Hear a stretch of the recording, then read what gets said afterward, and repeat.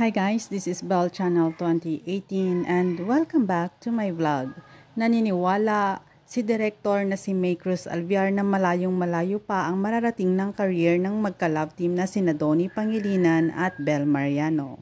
Si Direk May ang nasa likod ng pinag-uusapang serye ngayon na Can't Buy Me Love.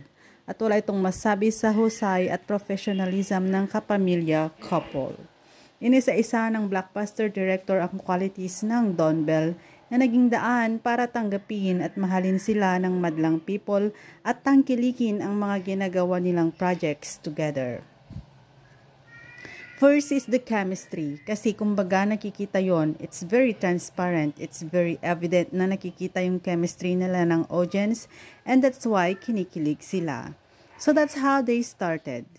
And then, maganda yung dynamics nila. They work very well together. Parang kumbaga, clockwork na. Parang pag may scene sila, they work it together. Parang yin and yang. Parang may ganun sila na partnership. So you see, it's on screen. And again, I will reiterate the using chemistry kasi hindi lahat meron nun. And yun yung magic. Magic na hindi nabibili. You can't buy any chemistry. Ang pagbabahagi ni Direk May sa panayam niya sa entertainment press. Bukod pa sa natural nilang pagpapakilig sa mga manonood, talagang may talent sila sa acting at marespeto sa trabaho. Sinusustain naman nila, it's not all chemistry, it starts with chemistry. But then, they are working on it, kaya tumatagal up to now. And then the right projects.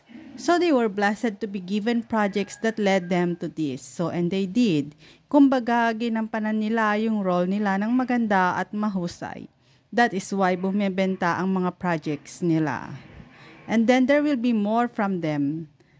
Kasi hindi lahat merong chemistry and yun yung magic nila na hindi nabibili. Paglalarawan niya sa kwento ng Can't Buy Me Love. They're aware now at maraming pinagdadaanan ang youth ngayon. So to tell the love story, you have to be grounded. You have to go beyond kilig. You have to talk about what's going on in the world, what's going on, and what's real for them. And there's more to the story than just the romance. And as you've seen with the trailers, it's a roller coaster ride. And not only is it a roller coaster ride, that's kind of suspenseful, but because of what the characters are dealing with, ang chika pa ni Direk May. Thanks guys for watching and God bless everyone.